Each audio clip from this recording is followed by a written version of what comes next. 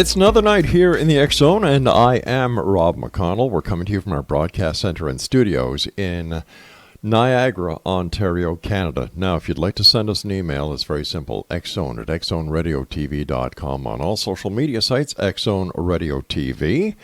To find out about the broadcast schedule that we have available for you, 7/24/365 on the X Zone Broadcast Network, visit www.xzbn.net.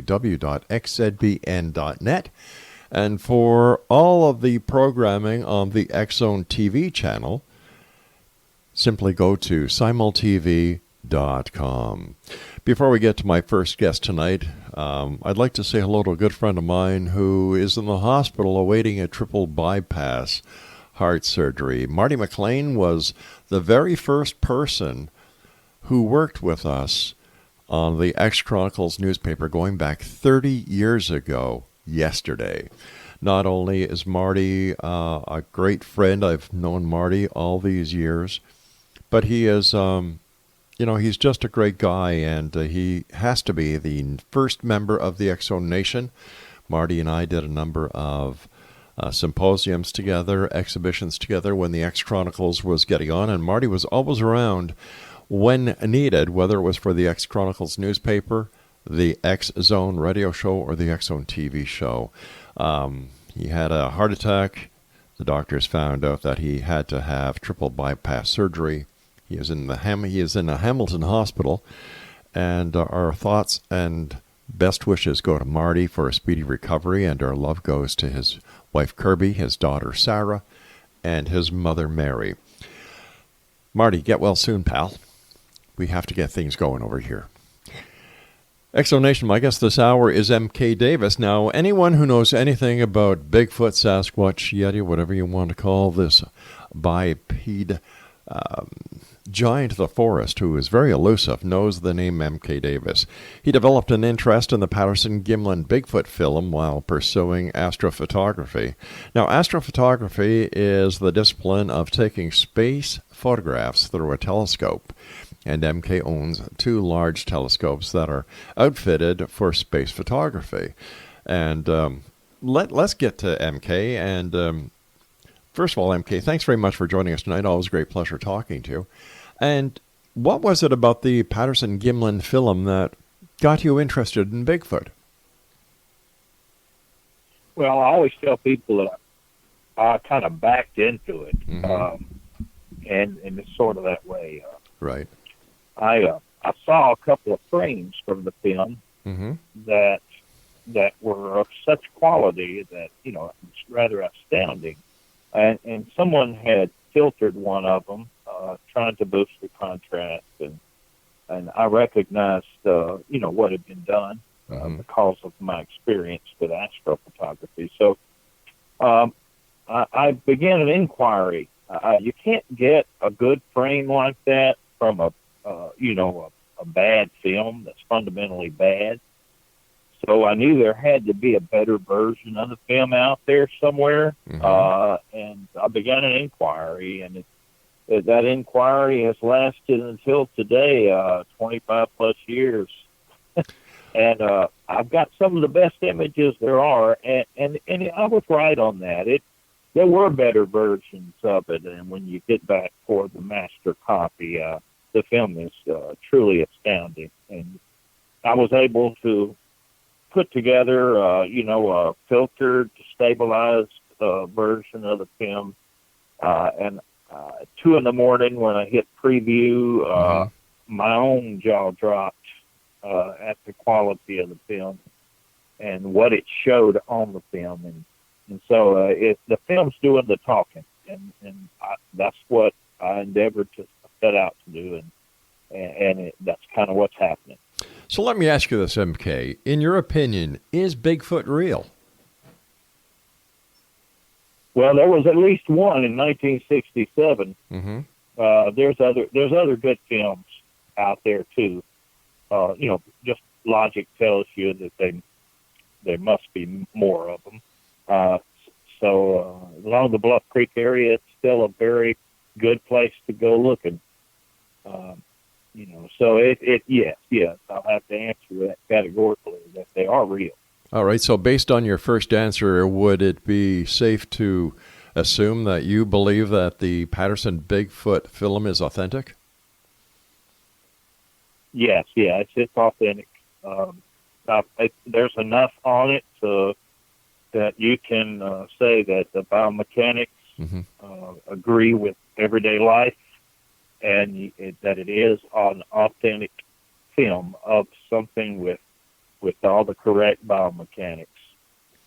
In your opinion, MK, how come there hasn't been any other film or video of the same quality as the Patterson-Gimlin film, taking into account the number of cell phones there are with high-definition video capabilities? Well, there's not many cell phones in Bluff Creek. All right, but there are in other parts of the world where Bigfoot has been reported to be seen. Well, there's a lot of blurry pictures, a lot of blurry cell phone video. Right. But as far as what happened at Bluff Creek, being it's a remote place, and Bigfoot tends to hang out at remote places. So whether they're all out there claiming to be Bigfoot or actually Bigfoot, probably not. We live in a mass media world. Yes. Where things, you can take a picture and it'll be on the internet and be viral in 24 hours. A lot of block squatches, blurry pictures, misidentifications, things like that. The actual footage of the quality of the Patterson film are really rare. Have you seen? Go ahead. I'm sorry.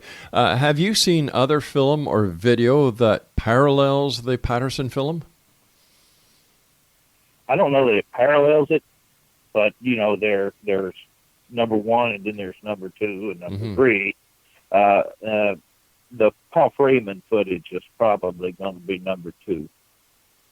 I don't know if you're familiar with that, but it was taken by a forestry employee named Paul Freeman near Walla Walla, Washington, in the Blue Mountains, near a place called Deduck Springs, Mill Creek watershed.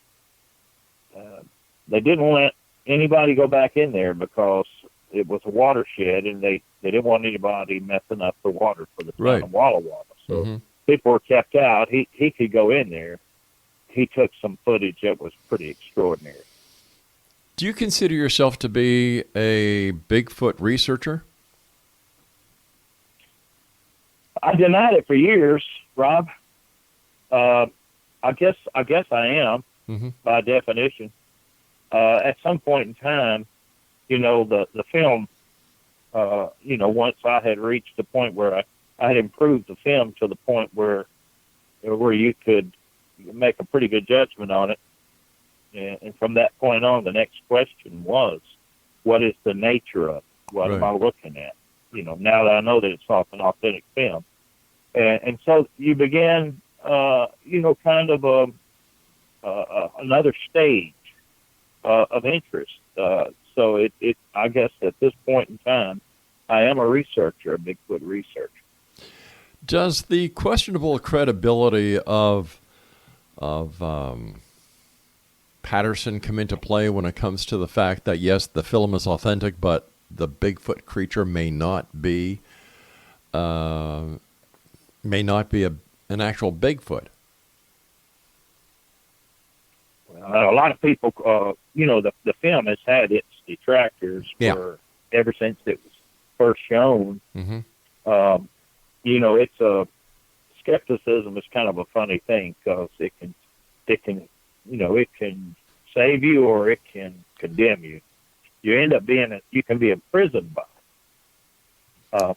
Patterson, once I began to clear the film and to stabilize it, there was less and less to object to. You could answer a lot of objections just using the film. Right. So people began to shift their skepticism over to Patterson himself.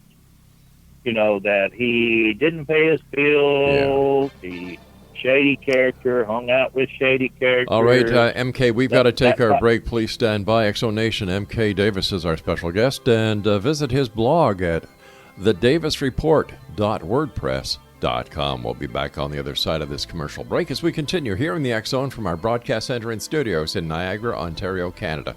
I'm Rob McConnell. Don't go away.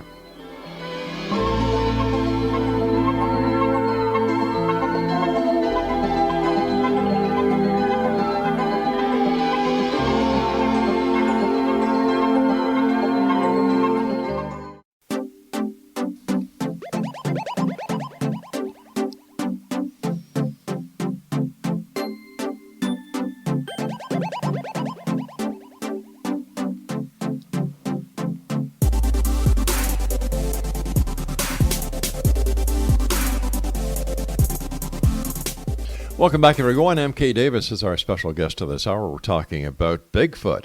And if you'd like to visit MK's blog, it's thedavisreport.wordpress.com. MK, before we went to the commercial break, we were just starting to talk about the credibility of Patterson, and he had quite a painted background. And how did this play into the legitimacy of Bigfoot, especially when you've got people like Bob Hieronymus coming forward and saying, hey, it was a fake. There was no Bigfoot. I was the guy inside of that Bigfoot costume. How does this play into the entire scenario? Well, I mean, if you look at, it's a double-edged sword, skepticism is. Yeah. If you say, well, Roger Patterson was a shady character who didn't pay his bills, and that's going to, he ripped the camera people off. He ripped this person, and you're saying that same person who didn't have the money to pay his bills pulled off one of the biggest hoaxes of the century with the most realistic-looking suit that not even Hollywood could make. They counter one another. It's just not possible. It doesn't really matter when a film gets, when I've improved this film and to the point where it vouches for itself. It doesn't need Roger Patterson, and it doesn't need Bob Gimlin. It doesn't need M.K.Davis. What does it need? Go ahead. What does it need then? It just needs someone to look at it in its best form. And then you can make a pretty good judgment based upon what you know about living. When you see muscles flex, when you see the muscles along the back, the clavicle and the right shoulder move, you see the buttocks and you see the two glutes and they move independent of one another. You see the muscles flex in the calves. Those are biomechanics. We see those things every day in our lives. We recognize them, and so it really doesn't matter a whole lot about whether you Roger Patterson paid his bills, whatever. But doesn't that play into the credibility of the entire event? What's that? Credibility. If somebody doesn't pay their bills, if somebody doesn't pay their taxes, if somebody has the reputation of being a storyteller, if somebody has the reputation of exaggerating things, and then all of a sudden this film of an alleged Bigfoot is taken by that very same person, in my opinion, it certainly puts a spotlight on the credibility of the person who's taking that film. And I don't know that Roger Patterson had those problems. I know that he had some problems with his money, but I don't. As far as telling stories, I don't know that he had those. He was 8 years into his investigation, so this thing came along after 8 years. So, if he were just telling wild stories for that whole 8 years, maybe I could understand that. But I've seen his research, and I've seen actual pages out of his notebook, and they were just notations. They weren't claims. But He took that. I'm sorry, He took depositions. over the years, many people have been taken in by claims of discoveries. For example, the Mitchell Hedges skull hoax. Anna Mitchell Hedges for years, swore that her father found it in Louboutin, and the story goes on. And then we find out that there is a number of parallels between Mitchell Hedges and his reputation and the reputation of Patterson. So how can we actually tell for sure that Patterson, and prior to, let me ask you this, MK, prior to the Patterson-Gimlin film, did anybody ever hear of the research that was being done by this Bigfoot researcher who had been apparently out there researching the Bigfoot for 8 years before coming across its path and taking the film? You're asking me if anybody had heard of him? Yes. Oh, yeah. He had a newsletter that he sent out. Mm-hmm. I run across people here in the Deep South that had those newsletters from way back when. For those people who were interested, we didn't have the internet or anything like that. So it didn't travel fast, but it was mailed, snail mail. And he had quite a few people that knew of him and knew of his efforts. And he was known up and down, through the Pacific Northwest, especially for his attempts to find Bigfoot. He wrote a book called I've got a copy of it right here. It says, "Does the Abominable Snowman of America really exist?" Mm-hmm. And it enjoyed quite a circulation. He was an author. Right.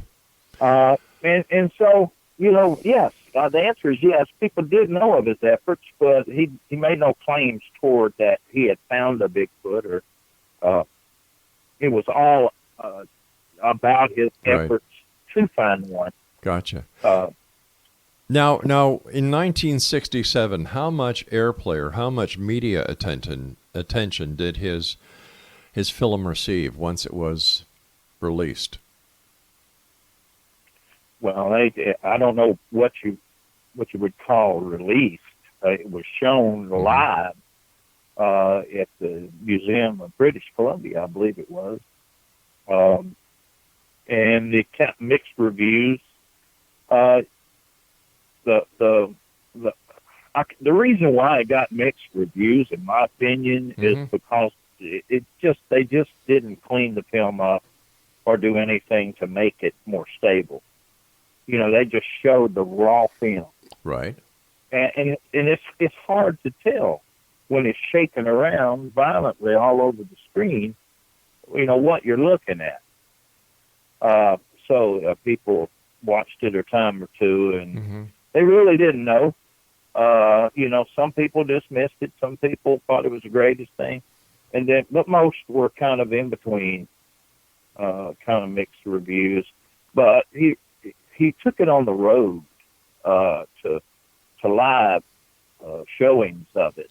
He rented auditoriums, and he would show it, and he was getting a little bit of income from that. People had to buy tickets to get in there, and then you could donate if you wanted to.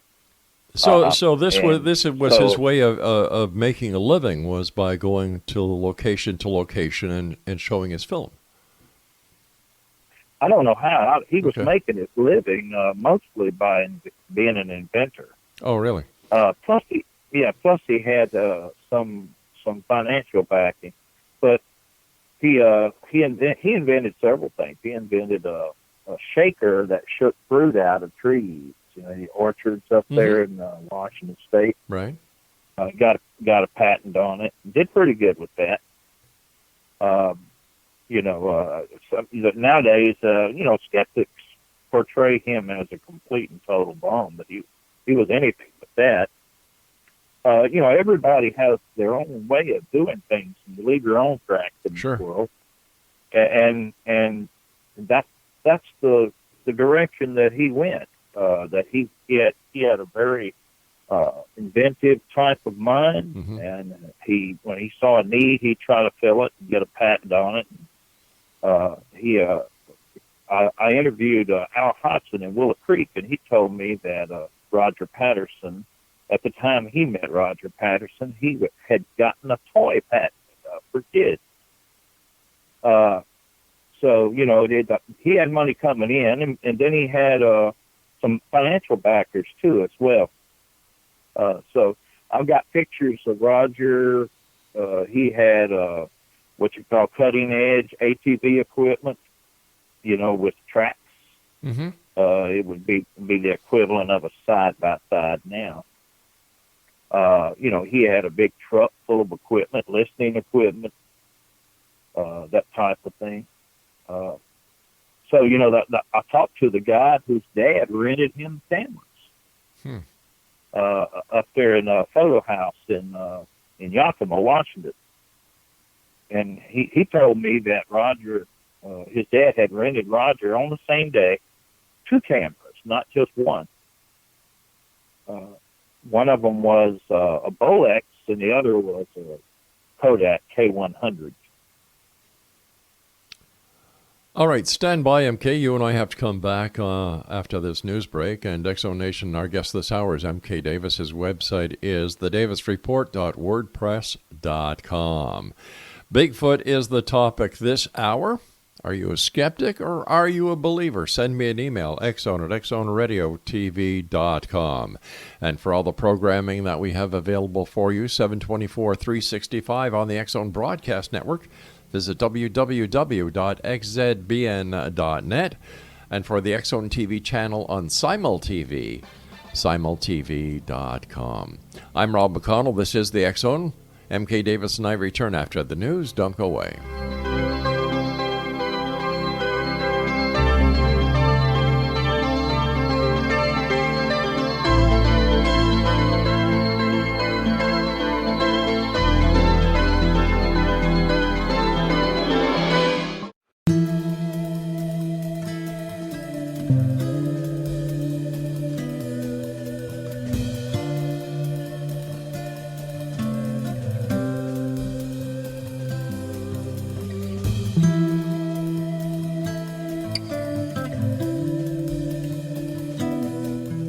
M.K. Davis is my guest this hour, Exo Nation. His blog site is thedavisreport.wordpress.com. And he also has a YouTube channel that is Greenwave 2010 FB. MK, can you take us through the process in which you were able to enhance the shaky footage that was taken by Gimlin and Patterson? Well, yeah, the first thing I had to do was to identify the problems with him, technical problems.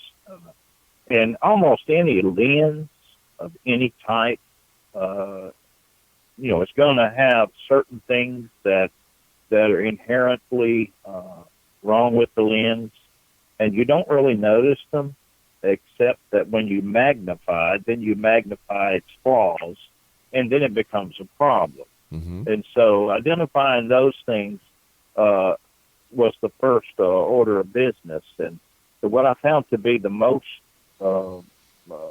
distracting or the most damaging to the clarity of the film was chromatic aberration. Now, chromatic aberration is it doesn't bring all the colors of the spectrum to one single point of focus. Mm-hmm. In other words, some of them are sharp and some of them are unfocused. Right. And so the unfocused ones detract from the overall quality of the picture. So I was able to make a determination of which one of those colors were the detractors, and then I separated them out through filtration. So would that be the same process that we use in video when we change the brightness, contrast, gamma, and hue, as well as the saturation of the footage? No.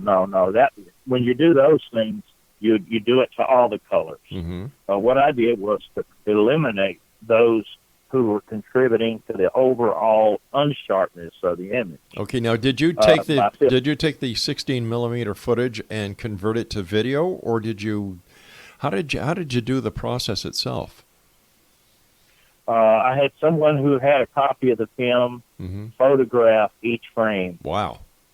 And send me each frame individually, and I reprocessed each frame and got rid of the chromatic aberration, and I boosted the sharpness of each frame probably 30%. Now, did you do this using a digital process, or was this using the analog process? I used the digital process on it. Okay. Well, it's essentially the same thing. It splits it off. And you'll get all the information in the photo that's in yellow, magenta, cyan, and black.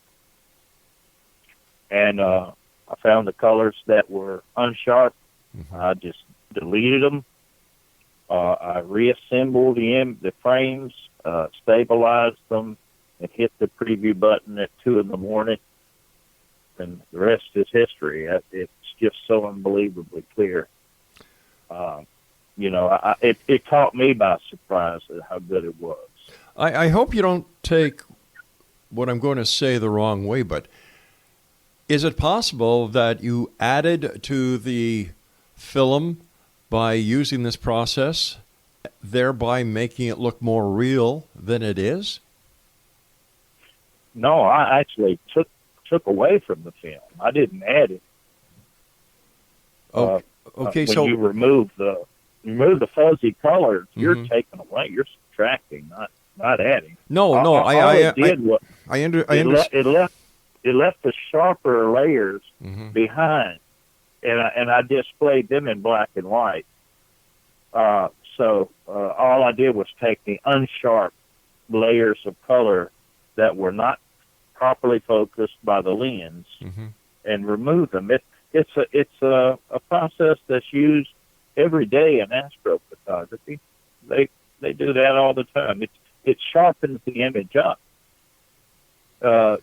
And as a rule in astrophotography, that if you can boost it 1% in resolution, you'll see 10 new things, and it pretty much holds true.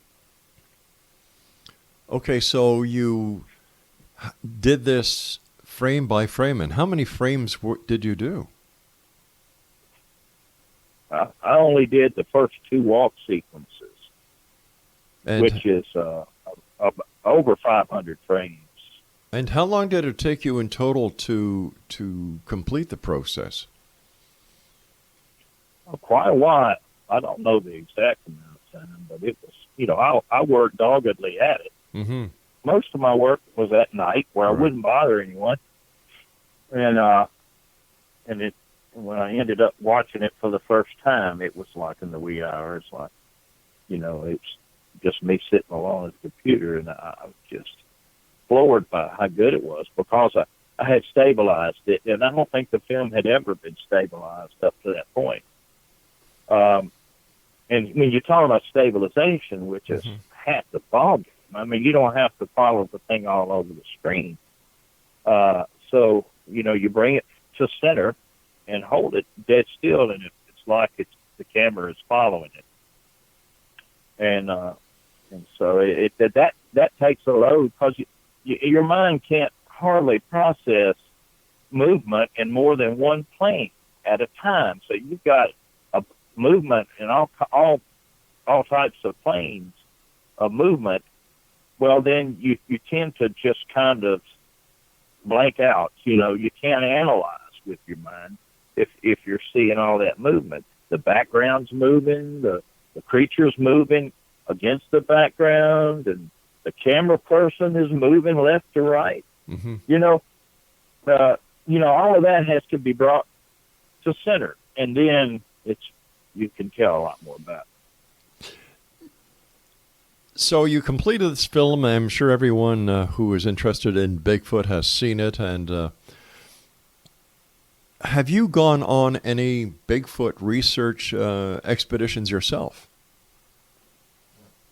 I have. I have been to Bluff Creek probably 15 times. I was there last July, as a matter of fact. And why do you keep going back to Bluff Creek? It's a good place to go. You find a lot of sign down there. Now, what kind of signs do you find? In 2015, I took some Japanese filmmakers in there, and there was a series of tracks. It must have been about 15 of them going across the sandbar. And I could not put a dent in that sandbar, and these tracks were 4 inches deep. And it took tremendous weight to do that. It's less size and more weight about a Sasquatch that impresses me. They're so heavy. And we shot a reenactment of the Patterson film as best we could. They wanted to do that. I played the part of the Bigfoot. I didn't dress in a suit or anything. I just walked. I was real familiar with the film, so I was aware that she looked back at the camera and took 4 steps before she looked back at the ground in front of her. And so I did that. I tried to make it as accurate as possible. So I was able to use that to run a side-by-side of me with the actual film and make some determinations on the film speed. Now, do a lot of researchers who are interested in Bigfoots or Sasquatch, do a lot of these people go to Bluff Creek? And would you say that Bluff Creek is the mecca for Bigfoot researchers? I say there's been some people that go down there. I wouldn't call it a mecca because it's so difficult to get in there. But at one time you could drive in there, at least to Louse Camp. Right. But now the Forest Service has cut a lot of the roads, especially the spur roads. And I think they have in mind letting the area go back into a wild state. It used to be known as the primitive area when it had no roads. Right. And I think that they're interested in getting it declared a World Heritage Site and falling under the auspices of the United Nations. And to do that, they have to let it go completely wild. And they chisel plowed the roads and let them wash, put these giant, huge humps, that you couldn't pass. And it just makes it difficult. You have to walk in there. It's quite an effort, and there's a lot fewer people doing it. Some of the more hardier ones, or in my case, hard-headed, still go back in there. But I have a heart condition of my own, and it's sure. I'm not able to go wide open. I'm 64 years old, so I kind of just take my time and just try to walk slowly. All right, MK, we've got to take our final break for this hour. Exonation M.K.Davis is our guest. His website, I should say his blog site, is thedavisreport.wordpress.com. And MK and I will be back as we wrap up this hour here in the X Zone from our broadcast center and studios in Niagara, Ontario, Canada. I'm Rob McConnell. Don't go away.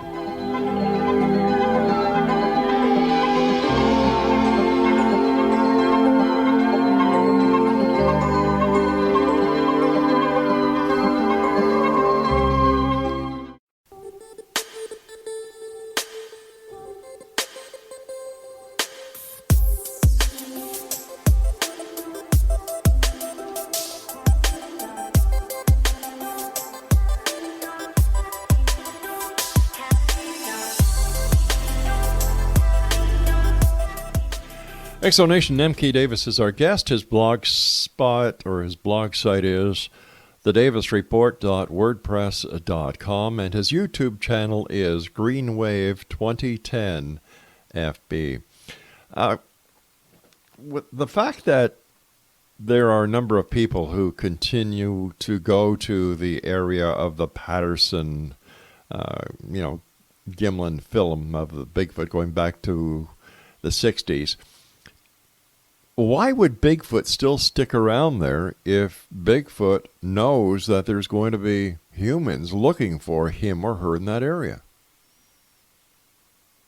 Well, I didn't mean to leave the impression that it's crowded down there. Mm-hmm. It's not. It's people seldom visit it.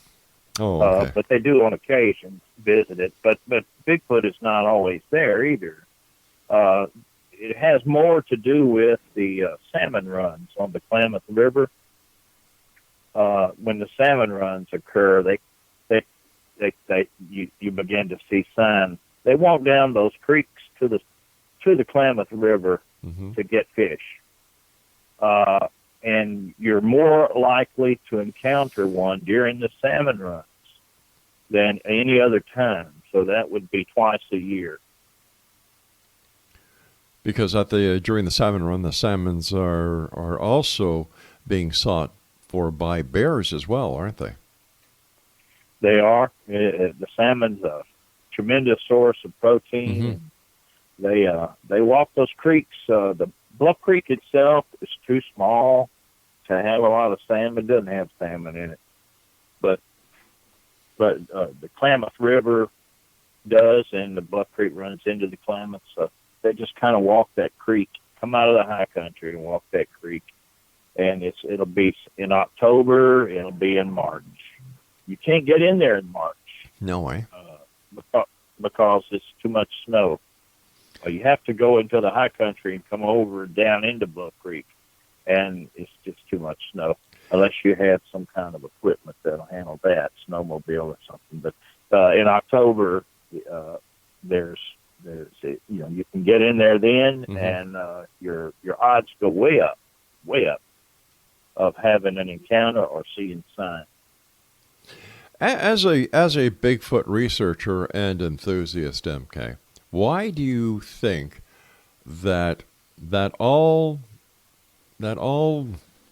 important smoking gun has not been established? How come we haven't found a cadaver of Bigfoot that would put this, is Bigfoot real, is Bigfoot not real, to rest? Well, I don't know that there hasn't been, Rob.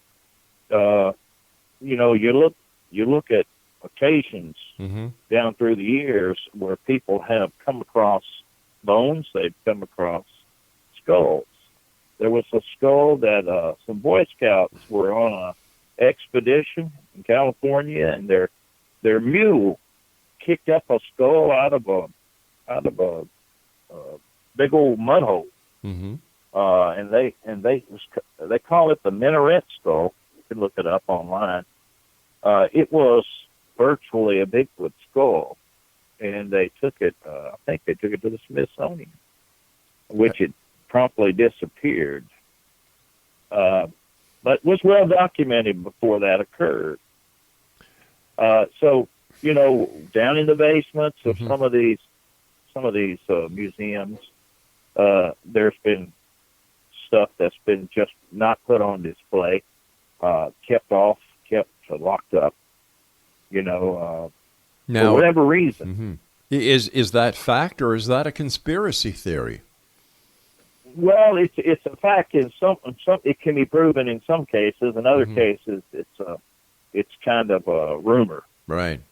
So it's you lay your hands on it, then you know. Sure. But that kind of thing does happen. I've got a photograph taken over 40 years ago of a skull that was double the size of a human skull. It had a double row of upper teeth. The bottom teeth were just a single row. And the museum where the picture was taken now denies that it ever had it. but I have the actual photo, the actual print. Mm-hmm. I keep it in a safe locked up. What do you think the origin of Bigfoot is? Oh, with the origins? Yeah. I have my own ideas about it, Rob. I don't know that I can prove it, but my idea about it, it's based upon my experience with the Patterson film, is Right. that it's some kind of a human, but not us. And the reason I say it's not us is because of the tremendous weight. When you sink up 4 inches, and the type of sand that's in Bluff Creek is shale sand. It doesn't roll out from under the foot. Mm-hmm. It binds. It's little platelets, and you can't hardly stomp a track in there. And you find a track that goes 4 inches deep. You know that you're dealing with something of tremendous weight, and we don't get that heavy. Is there any hypothesis on how heavy the creature was that created this 4-inch deep imprint in the sand? Well, that would be a lot of unknown factors in that, but the Patterson subject Mm-hmm. is probably hitting a half a ton. A cubic inch Mm-hmm. of Sasquatch flesh weighs far more than a cubic inch of Homo sapien flesh. It's the muscle fibers are far more dense. It's just very, very heavy. But once again, if they stepped on your foot, they would break it. They would break your foot all to pieces. but this is speculation because It's not when you see a print that deep. Well, I understand that, but you don't know for a fact what made that print. You don't know for a fact. You don't know for a fact that an inch of a Sasquatch skin, or as you mentioned, is heavier than a human because there is no evidence. It's all speculation. Well, when I told you I did a side by side. Mm-hmm. There are certain rules of biomechanics, and it's the rules of efficiency. In other words, when you swing your arm back, Yeah. then you let gravity bring it back forward. Mm-hmm. Okay, if you have to push it back forward, then you're going to burn more calories to do that. So you have to find that spot where the arm is swinging freely back to the center, and once you find that, then you can calculate the mass by the speed. So those things are doable, to a person who wants to do the science. Not knowing it for a fact is not accurate. That's not a fact. Now, have members of the scientific community concurred with the belief that Sasquatch is real and that the Patterson film is legitimate and that this is a real unknown creature? Did you say members of the Sasquatch community believe that? No, the scientific community. It's difficult to sway science. Admittedly, but it's kind of like a lot of other things that one generation kind of stiffens up to it, and then another generation comes and they're a little more open to it, and then another generation comes, and until you begin to have some open minds on it, at least to the possibility, it's like a lot of things, and proof positive is I would say that it's not that unproven. There's some pretty good stuff out there. Like what? Like for instance, the Patterson film. That would work if you filmed a giraffe with a bent neck. Mm-hmm.